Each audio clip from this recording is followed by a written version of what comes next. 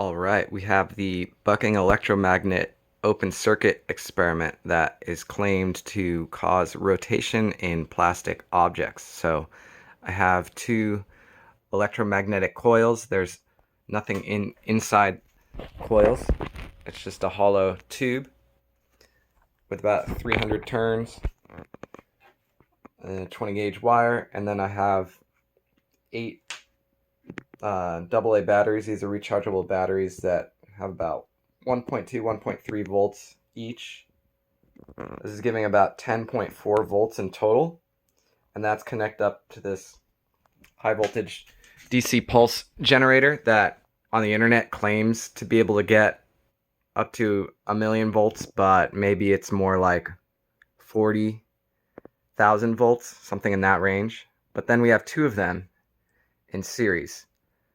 So I've connected these in series, and rather than creating a spark at the end right here and here, the spark would be created at the ends in between the two solenoids, but they're too far apart for that to happen, and I've applied glue to the ends to mitigate sparking.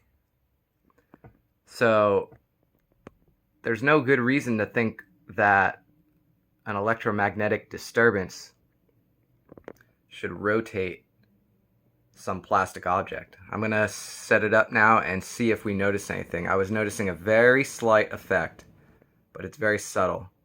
I'll have to see if I can find a different object. I'll be getting some more equipment soon to test it out, but here's a very initial test. So I'm just going to turn one of them on at first. It's probably hard to notice anything at all. I just see the slightest movement, but not much. I'm going to go with both now. So with both power supplies, one is on, and now the second is on.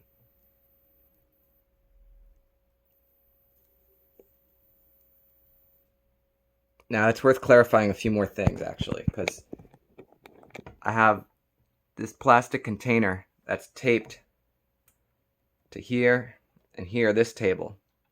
So this table isn't very steady, so slight fluctuations of the table might make this move, but notice how those motions aren't moving this pendulum that's hanging.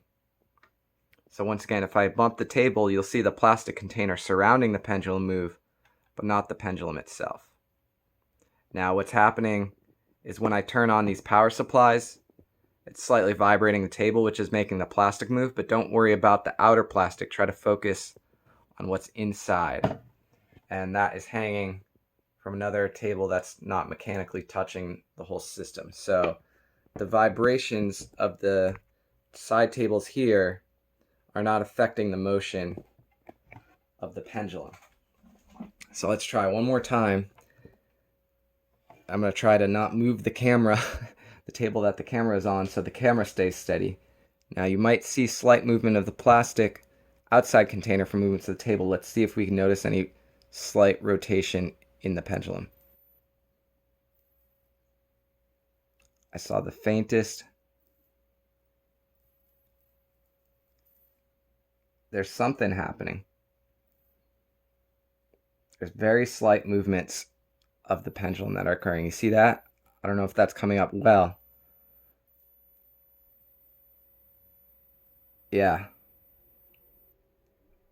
So there is a very slight effect here, but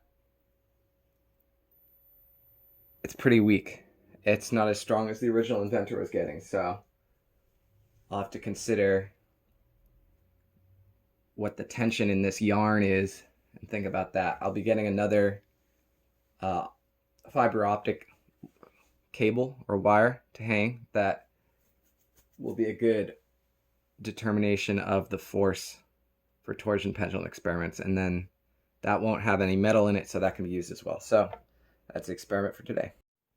Alright, here we are with the two bucking electromagnets in an open circuit powered by high voltage experiment, and we're gonna try to demonstrate a few principles with this thing to determine the force or the torque that is applied to this object. So I calculated a bunch of different things and measured some things. So the mass of this little plastic piece right here, that is 1.7 grams. So it's pretty light.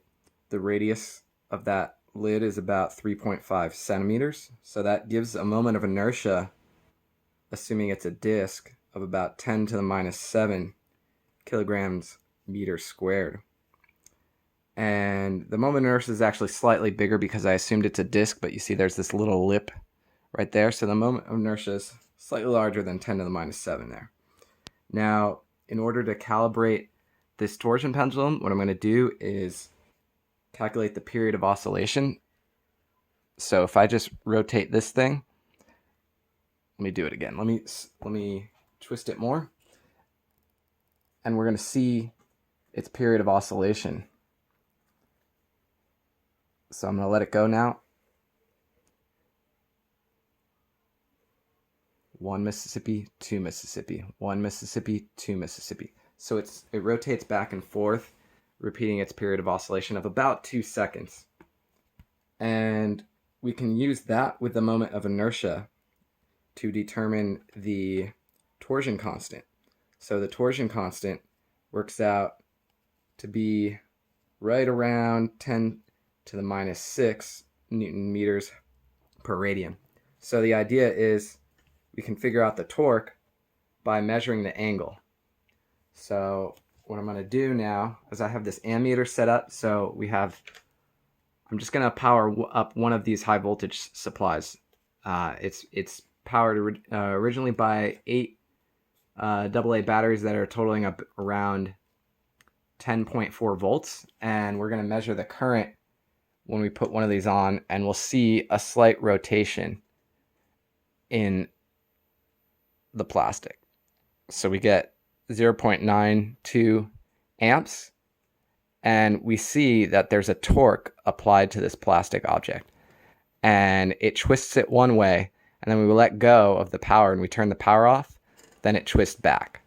Now when we turn it on, it twists, it still oscillates a little, but it comes back to rest, right? So it's resting right now. I turn it off and it twists back some. So what's happening is this is applying a constant torque. There's just a little oscillation from the jerking when I turn on the power. And when I turn it off, then it rotates back to its original equilibrium position. So it looks like there's essentially a constant torque applied. And I haven't accurately measured the angle. It is quite small. Maybe it's a little bit more than 1 degree. But if it was 1 degree of rotation, based on that torsion constant, 1 degree is about 0.0175 radians. That would lead to about 1.75 times 10 to the minus 8 Newton meters in torque. And so one way to think about it is to think about how much force you would need to apply to the external rim right here in order to get the same amount of torque. So if you can maximize the torque by applying a force at the largest radius possible. So we'll use the radius of the disk, which once again was about 3.5 centimeters. So with a 1 degree rotation out of 360 degrees, that would lead to a force of roughly 5 times 10 to the minus 7 newtons. Now, I'll let you guys be the judge here on how many degrees of rotation we're getting. I can set up something to measure this more accurately in due time. But once again, let's just see this rotation again. So I'm turning it on and it rotates. Turning it off and it rotates back. You know, maybe it seems to be under 5 degrees, I would say. It's probably more than 1 degree, but I'm not sure if it's more than 5, maybe 5 degrees, maybe 10 degrees at most. So it doesn't really look like this setup here is going to generate more than a micronewton of force. But It's pretty mysterious still. Why is this occurring? Why is this plastic object able to rotate due to electromagnetic means? The idea is that we have to rule out ion wind. All right, that's all for now. Thanks.